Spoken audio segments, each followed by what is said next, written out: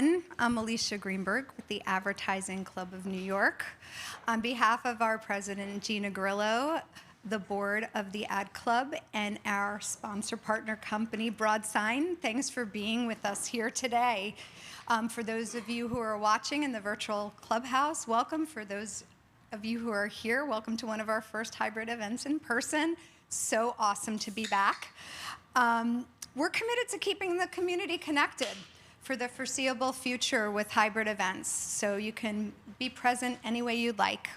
In today's Conversations with series, Ad Club Board Chair, the General Manager of Digital Solutions at Nielsen, Rick Soyoung, interviews thought leaders on the challenges and the topics of the day, and also provides a glimpse into personal success stories. Today, in this year's 5th episode, we're thrilled to have our new Ad Club board member and CMO of EOS, Soyoung Kang, with us today. Make sure before you leave that you get your lip balm. I'll tell you, I have the pumpkin spice latte on. It's very fall. It's really good. Before we start, we want to encourage those of you who are not members to join us, because we're providing resources that educate, celebrate, and empower our community of over 6,000 members. And you can do that by visiting us at theadvertisingclub.org or just talk to one of us here on the team. We have so many more programs coming up this fall, so I hope you have good stamina, including our Women's Full Day Masterclass tomorrow, Thursday, October 13th, inside the clubhouse on the cookieless future with Yield Mo, and we're going to have speakers from Disney, Ford, and H&R Block on November 5th. Tony Wells, the Chief Media Officer of Verizon, is going to be here for another conversation with Rick and Broadsign here on November 16th. And watch us during Advertising Week. We'll be out and about. We have our Brave Brands Awards Luncheon the Monday of Advertising Week. And a version of this event for young pros specifically, where young pros interview industry leaders, that's on Tuesday, Wednesday, and Thursday, so go onto the site to find out more. We have Pinterest and dSphere, lots of really interesting content. And we're wrapping the year with our out-of-home annual 15th annual conference on December 13th. And party with us December 13th. I'm sorry, the out-of-home's December 8th. The party's December 13th, and we all need it. So be there. It's going to be a really good time. To sign up and find out more, go to the site. And if you're going to socialize any content, our handle's at AdClubNY. That was a mouthful with a lot going on. Of course, these programs are not possible without the support of our sponsors, who are also club members and thought leaders in their own right, because if you don't know, all the content that we do is for members and by members, so we encourage you to get involved. So special thanks to Broadsign and their Senior Accountant of Executive Programmatic Digital Out-of-Home Media, Mike Hammer, for being with us today. So join us for a quick hello. Right. Thanks, Mike. Thank you, Alicia. Broadsign is incredibly excited to begin our sponsorship of the Ad Club Speaker Series. And for those of you who have yet to learn about Broadsign, we are a leader in the digital out-of-home space. Broadsign seeks to remove the friction in the digital out-of-home planning and buying process through free planning tools, 35 active DSP integrations, and a purpose-built DSP for self or managed service activations. On top of that, nearly 2/3 of all the media owners around the globe use Broadsign software to power their screens.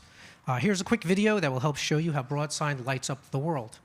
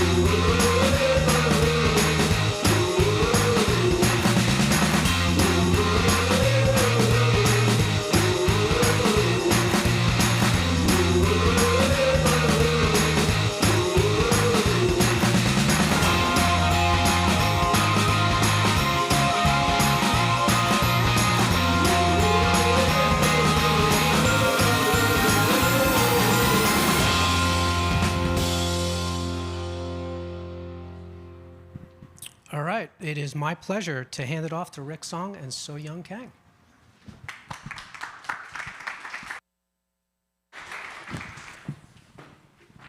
Thank you, Michael. Thank you, Alicia. Welcome, everybody. Welcome to the Ad Club's brand new offices. So you're one of what handful of events I think we've had here so far, Alicia, right?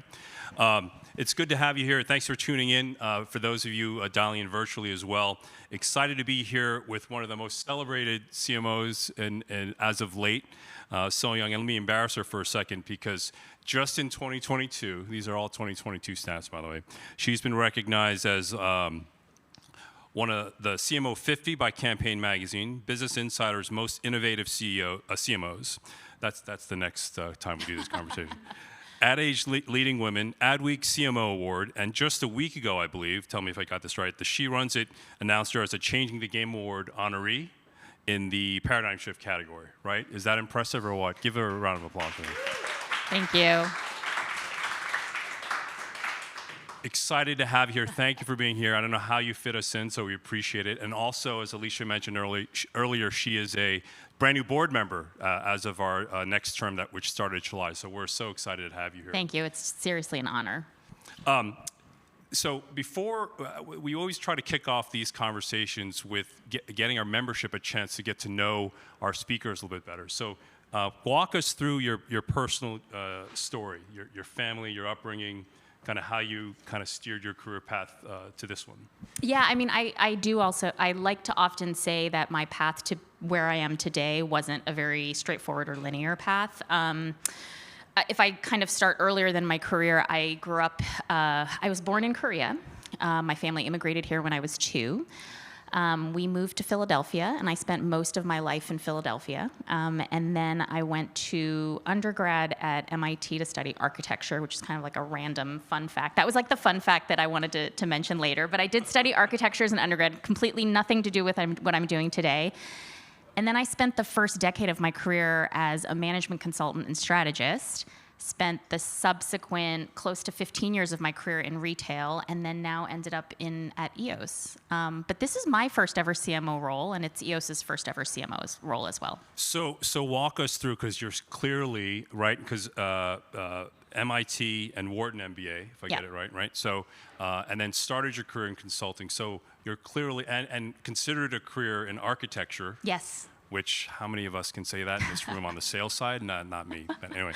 But so clearly right brain and left brain individual, right? So what led you to that first, I'm trying to think, the first marketing job, because you also spent some at L Brands, right? Because you were at Victoria's Secret and then in Bath & Body Works at some point as well. Yeah, so prior to EOS, I spent the 14 years in retail was at L Brands. It's the holding company that at various stages in its history has owned like the apparel brands Express and Limited, and Victoria's Secret and Bath & Body Works. I spent time both at Bath & Body Works and Victoria's Secret. Most of the time was at Bath & Body Works. And I was in a role that was, it was called brand development, but it was essentially sort of like being a brand marketer / merchant / buyer. So what I really loved about the role was that it was as much being a commercial leader and driving the business as it was thinking about what's the future of the brand? What's our product marketing strategy? What stories are we trying to tell as a retailer that's bringing to market like all these really fantastic seasonal stories for consumers? So I really feel like that training led me to, I would say, a unique set of skills where I'm always thinking about both the business and the brand at the same time. That's a Liam Neeson line, a unique set of skills. Sorry, bad reference. Sorry, go ahead. Very different set of skills from that. So, I think that I consider that my first marketing role, but I would say that probably EOS is actually my first true, more conventional marketing role, which is why I don't think of my path as being a very straightforward path to being where I am today.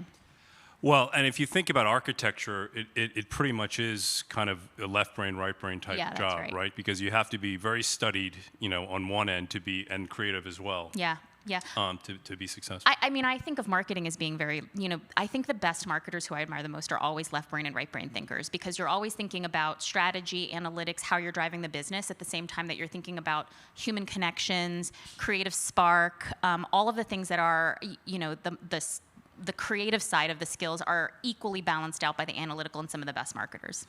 And I think today that's almost a prerequisite, right? I think so. The CMO almost has to be the chief technologist to some degree, and more than ever before, the CTO and the CMO are super aligned, right, in terms of going into the marketplace to do their jobs. I think so. I mean, I think if you think about the role of the CMO being the role of bringing the voice of the consumer, bringing the outside in, your role. That role is not only important for the work, but honestly for influencing the rest of the C-suite as well. And that's every C. It's whether it's the CTO or in some cases the chief product officer, or in some cases the CFO. You really have to figure out how you're going to leverage what your expertise and skill set is about understanding the consumer and understanding the brand and being the shepherd of the brand, but in a way that helps you influence and relate to what the other leaders are contending with, so that you can be as effective as possible in your core job, which is to grow the brand. Right. At the end of the day, right, it's going to be what are the net results of all this great work and activity. Let's kind of transition to that point, to your work at EOS over the last 4.5 years, which has been a phenomenal trajectory. We have some of the EOS folks here in the audience. So you've been doing it under the theme of creativity and risk-taking, kind of our theme for today, Soyoung's theme today, and under the umbrella of Make It Awesome. So before we do that, hey, Michael, can we run the video, and then we'll talk a little bit about the amazing work at EOS that Soyoung's been doing.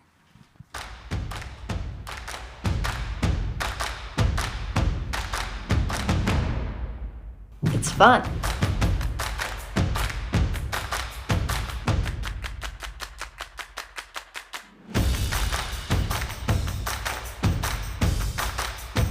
It's time to give your pubes a purpose.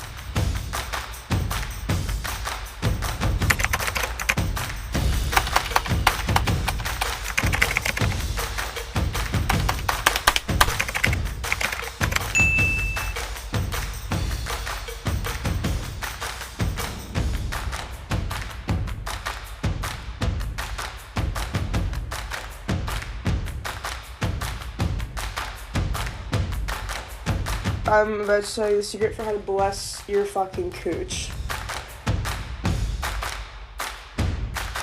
They made cooch blessing cream, like literal cooch blessing cream, for a smooth ass hoo-ha.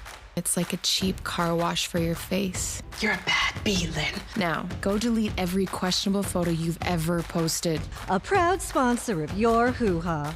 And you do plan on stealing several dozen tampons from the bathroom.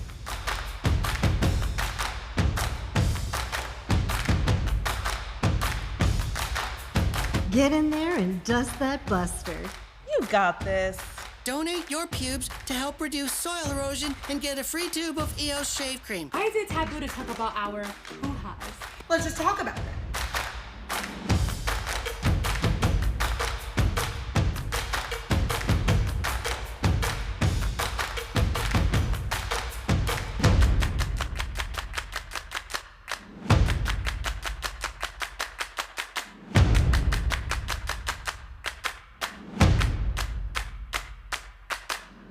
Right now, we are just chasing the demand, and our business is double what it was a year ago.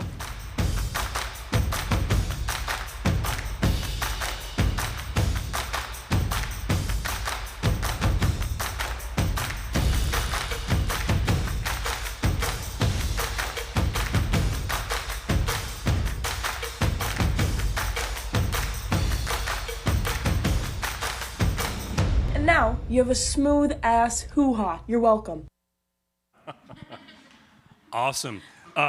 So, I mean, that is really making it awesome. So let's start from the beginning. So it's been a 4.5 year kind of turnaround transition for the brand. Obviously, the results speak for themselves. And using, as you mentioned, digital kind of driven digital first data driven approach. Start from the beginning. When you first got there, when you identify what you needed to do, and your initial approach to kind of to where it led you to now. Yeah, so I mean, I think probably most folks who know of EOS know us as the lip balm brand, and I think I was having this conversation earlier with Mike and Alicia about how it's really hard sometimes when you are a brand that has such a strong identity with your audience and with consumers of being one thing. It's actually it's a harder job as a marketer to kind of like shift preconceived notions than to be painting on a blank canvas, and that was really the brand that as it existed when I first came in at 4.5 years ago, because predominantly the brand, which has been around now for 13 years, was predominantly a lip balm brand. It wasn't just any lip balm brand, it was the egg-shaped lip balm brand. It was the one that you knew that, if you were in middle school, you like went bananas over, or if you were a parent or, like somebody who was gifting, had somebody young in your life, you knew the words that they use. And so like what a chokehold this thing had on you in those like formative years. And yet, I, as somebody who has a very long history in studying like businesses and trends and industries, what goes up must come down. Everything is cyclical. And so sometimes when you burn that hot, it's actually really harder to sustain that level of like stratospheric business growth. Yeah. And when they brought me in, they were really looking to bring in a marketing leader who owns both the marketing side as well as the product side to drive this next phase of growth. And for me, what that meant was this next phase of growth meant that we needed to really expand. And expand, what I mean by expand is that we needed to expand what the brand stands for, what its equities are, and to be able to reconnect and reforge those connections with consumers, that they think of us not just as, oh, that's the lip balm that I was obsessed with in middle school, but that we had a bigger, deeper, more meaningful relationship with consumers. And then second, very specifically, we needed to expand our product assortment and have more lines of business that we could now actually use to fuel growth. So that was really the journey that we embarked on 4.5 years ago. Now, importantly, a lot of the foundational work that we did that was about a year to a year and a half in the making was all ready to hit the marketplace in 2020. And so you guys know where this story is going. So like in 2020, all of this work that we had been doing second quarter of 2020 came to a grinding halt.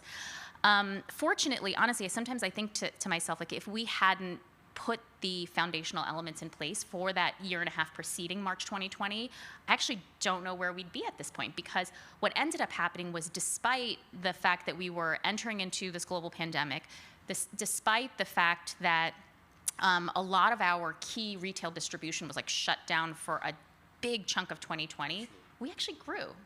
And we grew because we not only had invested in retelling the brand story and relaunching the brand identity, the brand voice, the brand just, overarching an entire like new set of creative that really told the story of what EOS is, not just the egg-shaped lip balm, but EOS overall, make it awesome. And the fact that we were targeting a young consumer with a fun, authentic, real approach to the category. But also, our new lines of business started to kind of like gain traction as well.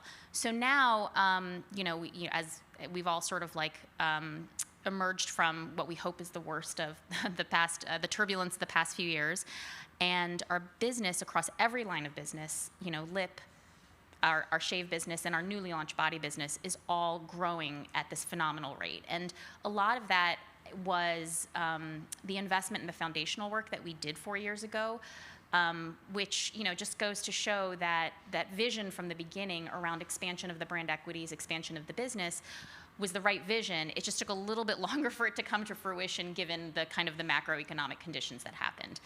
And fortunately, in the last 2 years, we've been really aided by the fact that we've had this extreme focus on reconnecting with our core consumer, on specifically the social channels and the platforms that they are, living in, breathing, and digesting every day.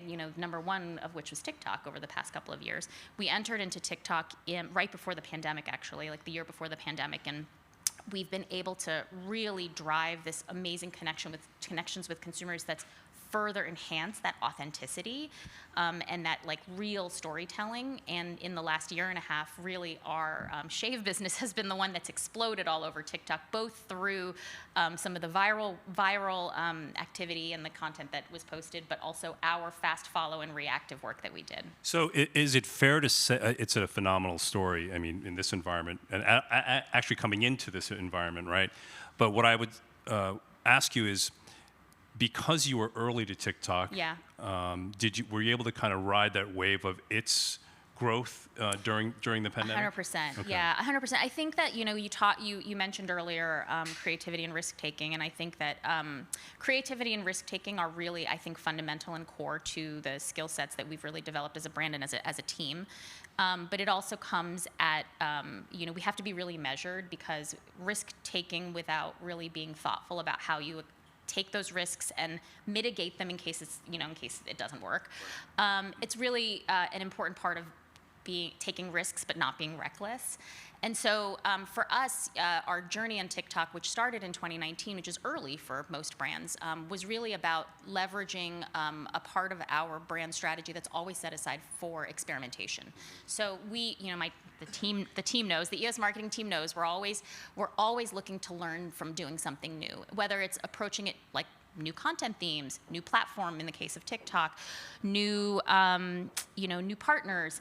We're always looking to continue to refine what our approach is, because the marketplace is always changing, consumers are always changing, and if you're not changing and evolving your marketing approach, you'll find that the things that you thought worked before, oftentimes they don't work forever. So you're always having to evolve. It's fair to say you probably, excuse me, have to be a real-time marketer now today. Yes. Right. Yes. Real time is table stakes to a certain extent, I especially for consumer brands, right? I feel like that's what we learned in the pandemic, right? Yeah. Because also, I would say that was the case with the increasing shift towards digital anyway.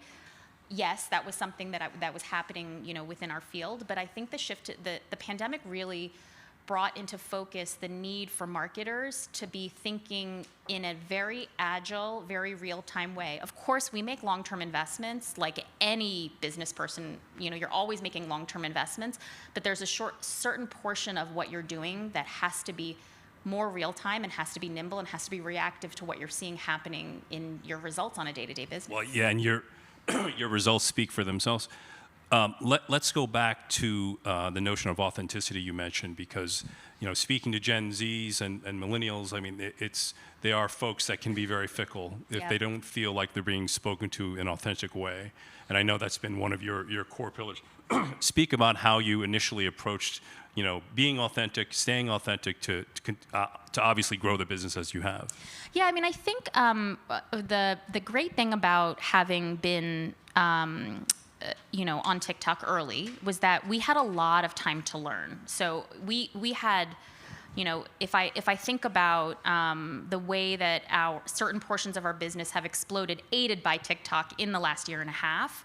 Remember that, prior to that, we were on the platform for 2 years, just learning and iterating and trying to absorb and really understanding what it takes to be authentic and be engaging on the platform, so that by the time this magical viral thing happened to us last year, we were able to react to it in the most authentic way possible. And this is an audience, younger consumers are an audience that can sniff out inauthenticity very, very quickly. They have this very finely tuned bullshit meter. And so we really have to be able to pass that sniff test.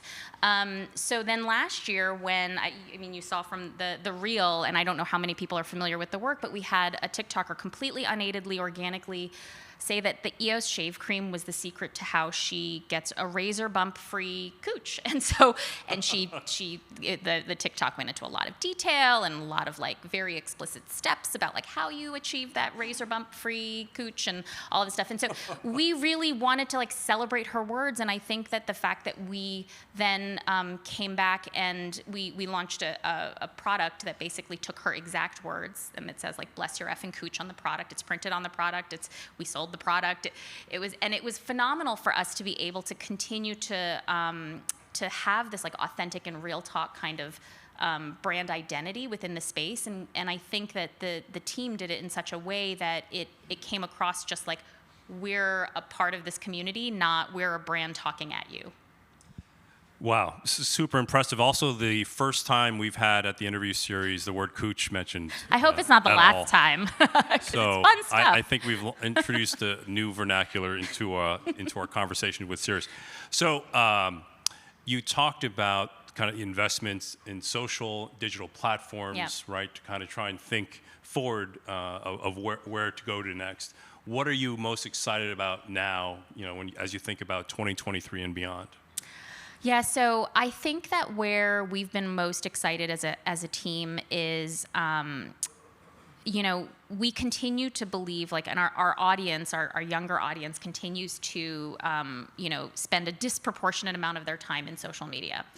And so we believe that social media is still the right priority set of platforms for us as a brand. But where we're actually, I think, doing some really interesting stuff is having more kind of multi-platform and multi-channel integrated views and how we're telling that story and reinforcing it. And I have to give kudos to this marketing team here, because they're the ones who are constantly pushing me out of my comfort zone and bringing ideas to the forefront that I might not even see. I question all the time, do you really think this is the right thing? Do you think let's say a brand integration over here, plus supported by a creator campaign over here, is this going to cut through? And frankly, the data shows that it is cutting through and it's working with our audience. And so I think that the more we can tell more 360 stories across platforms and across media, different forms of media, the more we're able to reinforce it for our consumer to kind of reinforce the authenticity and the storytelling.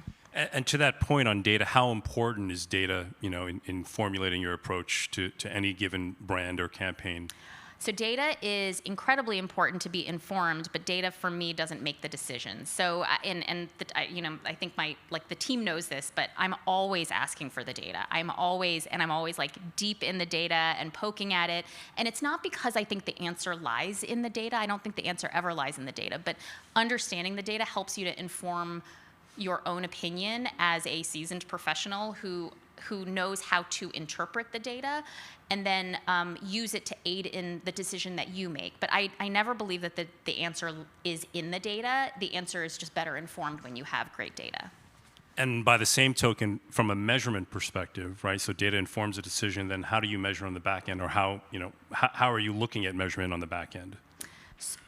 So you mean in terms of the campaign performance, campaign success? Oh, yeah. I mean, so, just for folks, we are predominantly a wholesale brand. And so while we do also try to bridge that gap between what's happening in sort of the retail world, our retail customer world, as well as the world that we own as the marketing team predominantly on digital, we're always trying to bridge that gap. It's not always the easiest thing. But on the back end, basically what we're looking for are signs about brand health. So predominantly we're looking at brand health because that's really the decision making. And even for our young consumer, we know that our young consumer is actually mostly doing their shopping in stores. So the more that we can influence and have that sort of top of mind position for our consumer, the more we're able to hopefully impact the back end, which is ultimately the purchase and the conversion and driving the sale. So for us, we've seen in the last couple of years, we've seen some really, really great gains in brand health, especially among young consumers, as we've shifted the strategy to really hyper-focus on that audience. Very cool. As a reminder, we're going to take questions both from the live stream, so type them in the chat box, and then also here in the audience. So get your questions ready in a little bit. I want to switch gears for a little bit.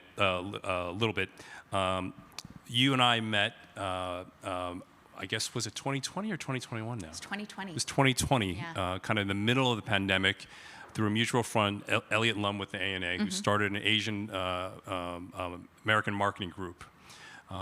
The foundation was to kind of respond to what was happening in the environment, but we built a pretty healthy community of marketers.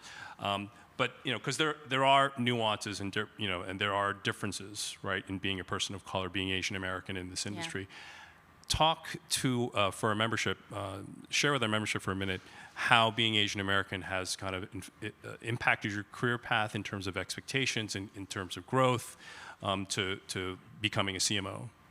Yeah, so we met in 2020. It was very soon after the pandemic. So it was second quarter of 2020 as well. And we came together as a group of marketers who were just trying to do something about what we saw. And this was before this became sort of had a national attention in terms of hate crimes and bias crimes against the Asian American community during the outset of COVID. And I remember like the first thing that we all said to each other was like, we didn't even know this many Asian marketers existed. It was like the craziest thing. We're like, it was like, and then, and there were, I don't know, like maybe a little dozen to 15 of us or so in that initial group. And today, this group is now over 300 marketers, from senior to C-level. Yeah. And continues to share with each other, support each other. It's been an incredible source of strength for me personally, because I honestly, believe this or not, like I can't believe it. My entire career until 2 years ago, had never ever realized what it felt like to be part of a community that was experiencing similar things from a career standpoint. I remember when we had one of our initial conversations talking about that. Yeah, I really, it was such a revelation to me to have lived been through an entire career that spanned decades and never have felt that before, felt that support, felt oh my God, you've experienced that too, I've experienced that too. And then going back in my mind and being like, oh, that thing that somebody said to me once, like, that probably wasn't okay. Or that thing that I experienced once, like, that also wasn't okay. And like, how different what kind of a person would I be today? How would I have handled things differently if I'd had that support back then versus the way that I lived a huge chunk of my career, which was just you swallow it and you just move on. Or even worse, because there had been times in my career where it's been like, if you pretend hard enough, no one will notice you're different. And that is not a healthy way to approach your identity in your career. And so until 2 years ago, not knowing that there was a different way, I think was just such a revelation. And I realized that so those times that somebody told me that I wasn't a particularly creative person, but that I was really analytical, like maybe there was like some bias in that comment and things like that I'm so grateful today, not only because for myself personally, I'm so grateful to be able to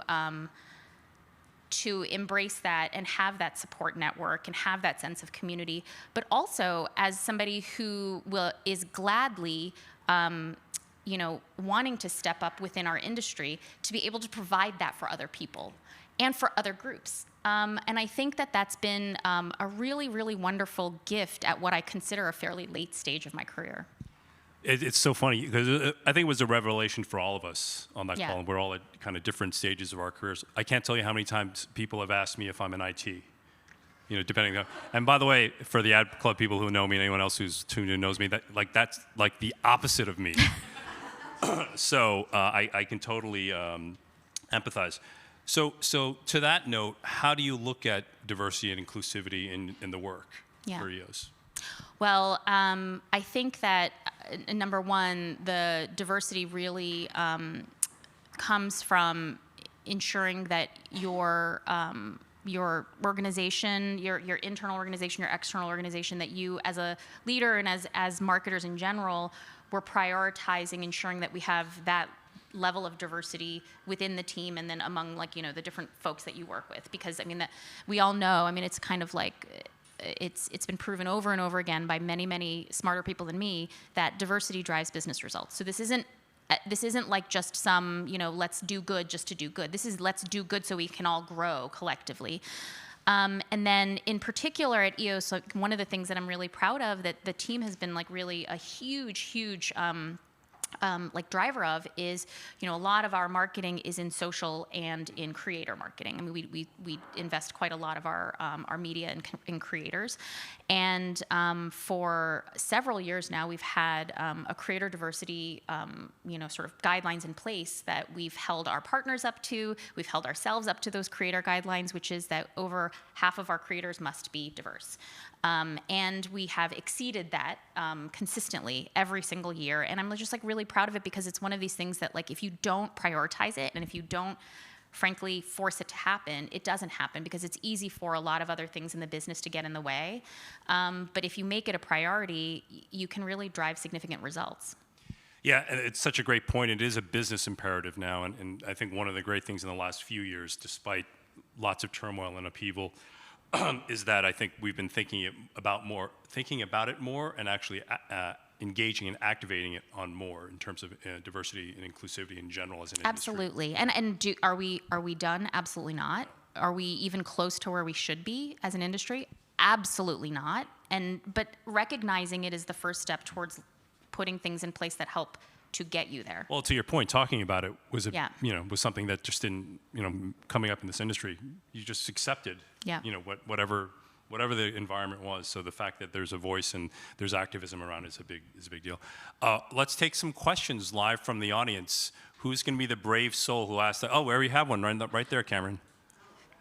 Just tell us who you are. Stand up. Tell us who you are. Stand up. I don't need this mic. I have little kids. I could definitely project my voice to there. Hi, I'm Esther Raphael. I'm the CMO of Intersection. Just curious, when you saw the success on TikTok, can you speak a little bit more about how you responded to it? Yeah. I know we got some moments on there, but then also, what else did you do with it? Did you use, however your response was, to advertise on any other platforms, or did it stay solely on TikTok? So great question. Thank you for that. So, it's so funny because sometimes you live and breathe your own content so much that you forget that the outside world might not have the context for the thing that you've been just experiencing, 24/7 for the past year. But when we had the viral thing happen on TikTok, we actually knew pretty quickly that we wanted to respond to it as a brand, as a marketing team. And that's funny because a lot of people have asked us since then, what made you decide to take this risk? And we were like, why wouldn't we? It just never occurred to us that we wouldn't want to take advantage of this tremendous opportunity that had been dropped in our laps. And so what we did was we really wanted to get in touch with this creator who had posted this very, very funny, very profane, very real and authentic TikTok about how much she loved our shaving cream. And so, but we couldn't reach her. And so we ended up trying to DM her, and we couldn't get through to her. She was ignoring us. And that's actually the genesis of this entire branded product. So we created this product that was called Bless Your Effing Cooch. We used all her words on the product.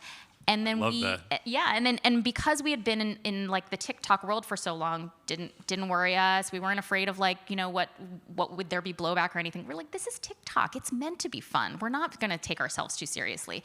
So then we duetted her video, and she finally responded to us. So then we were able to turn the whole thing into a paid marketing campaign, which lasted for several months. And ultimately, our business doubled over the course of those months because we were able to not only take this one specific moment in time, but make it stretch and amplify it and keep that momentum going. And that was really the beauty of what happened, because viral things can happen to anybody, but can you make it stretch, and can you use it to create lasting momentum in your brand and in your business?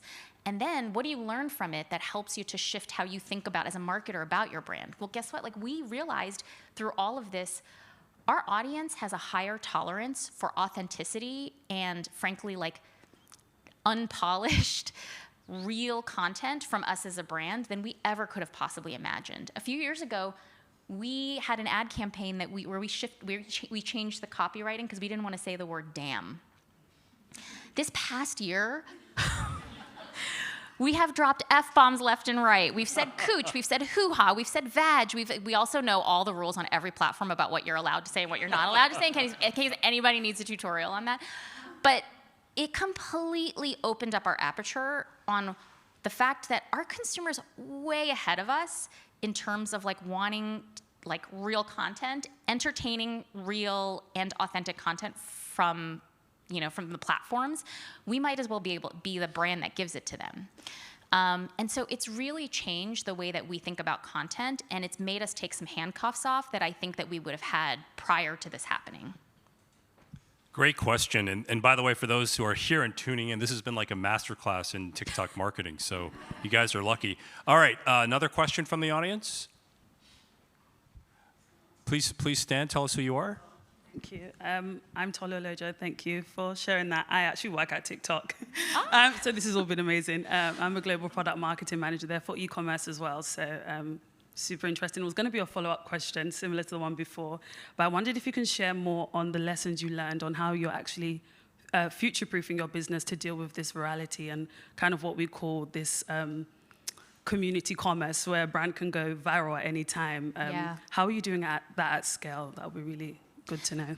Great question. And by the way, we love TikTok at EOS, just FYI, if you hadn't already guessed that. I think that, number one, I think the fact that we had some of the, sorry, let me just take a step back. So I think that sometimes marketers or brands benefit from I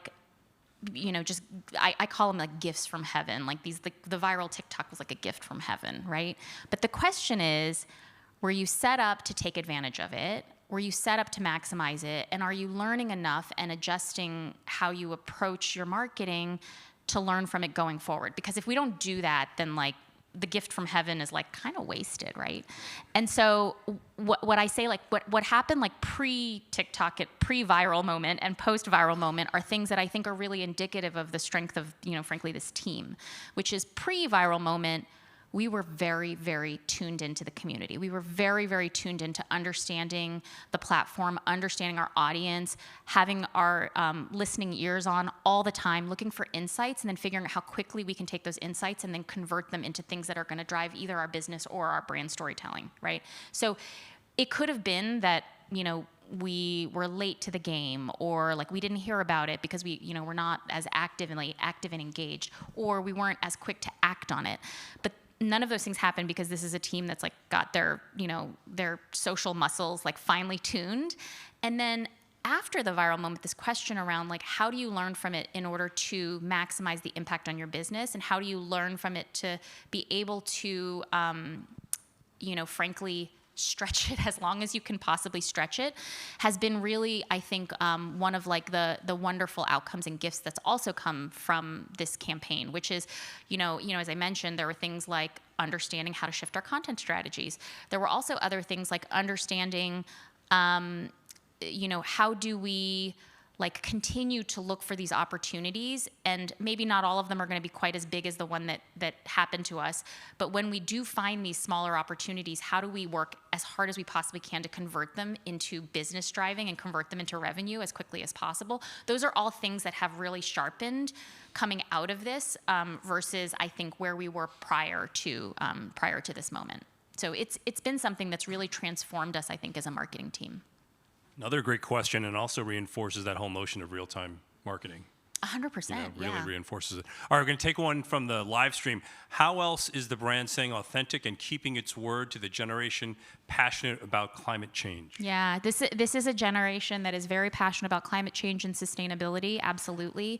If when you look at the list of causes, I would say sustainability very much tops the list in terms of what Gen Z specifically cares about, wants to see from its brands.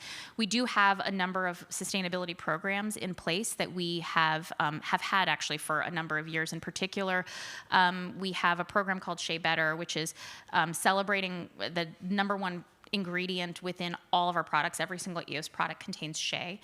Shea is actually a natural and sustainable, renewable resource that exists, that is grown predominantly in what's called the Shea Belt in Africa. And we specifically work within the community there to maximize the impact of the shea industry, so that it's predominantly women, independent women, who are able to harvest the sustainable material. And we work with different programs that help to support the industry, to give back to the women. Things like we've donated fuel-efficient stoves, we've donated transportation, we've donated processing centers to be able to maximize income earning opportunity. Because we think of this as being sort of like this cyclical loop of it lifts us up because it's helping us and it's very inherent to our actual product itself, but it's helping to lift up the community, and it's also simultaneously helping to lift up a sustainable way of collecting and harvesting a really key ingredient for the industry. But I mean, that's just one example. I know that as a brand within CPG, there are a lot of different things that we need to look at, both from what's our impact from what's our carbon footprint. We've gone through, a rigor around investing and analyzing that so that we can kind of start to figure out like how we plot against reducing our carbon footprint in the world. We've looked at a lot of different things like, our packaging and how do we remove virgin plastic out of our packaging. And then, of course, we also have a relationship with TerraCycle that helps to recycle hard-to-recycle materials, which is a pretty common thing that happens in the CPG world. Was that someone from EOS who put that question in the straight place? That was quite a plug, wasn't it? That was phenomenal. I was like, I did not expect that. It's great. It's super inspiring that you're thinking in that context. It's an important thing for our consumer. It's an important thing for all of us as individuals who live on this planet. So. Yeah. Amazing. Okay, as we're going to wrap, I want to ask a couple of more fun questions. What is something our audience and our members would that don't know about you that would be kind of a surprise to them? So it was supposed to be this whole, like, I was studying to be an architect thing, and I kind of the cat's out of the bag from earlier, so oops. But here's another fun fact for me. Another fun fact is that I'm a pretty handy person. I don't know if I look like a really handy person, but I like to fix things around the house. I take apart appliances, put them back together. Yeah, I'm like big into like YouTubing everything to fix things. So I'm a handy person. You don't hear that often. And then, do you have a favorite quote or mantra?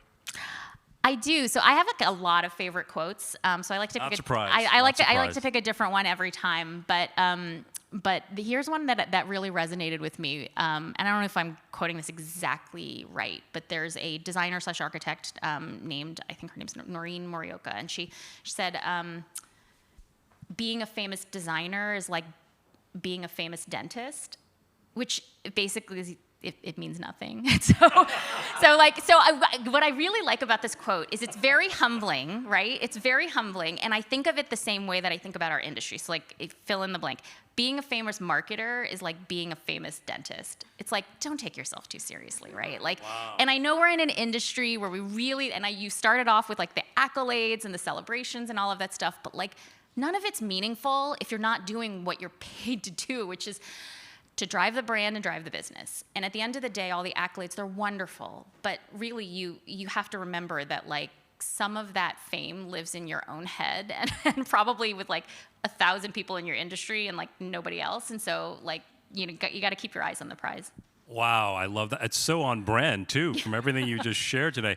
So we're just about time. I want to say thank you all for coming here. I want to tell and everyone for tuning in. We want you to be members. If you're not a member, go to advertisingclub.org and check out all the cool stuff Alicia mentioned earlier that's coming up. Please join me in thanking Soyoung for being here today. What a great Thank you.